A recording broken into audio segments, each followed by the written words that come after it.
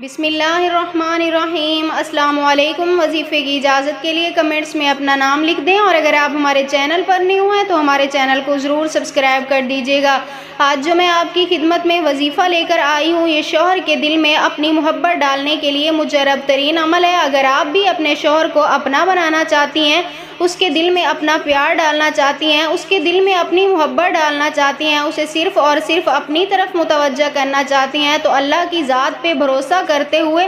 صرف یہ عمل آزما لیا کریں۔ عمل آپ نے کچھ اس طرح کرنا ہے، رات کو یعنی جب شام کو آپ کے شوہر گھر واپس لوٹیں، تھکے ہارے کام سے واپس آئیں، تو جب آپ انہیں کھانا دیں، کھانا کھلانے کے بعد جب وہ سونے لگیں، اس وقت آپ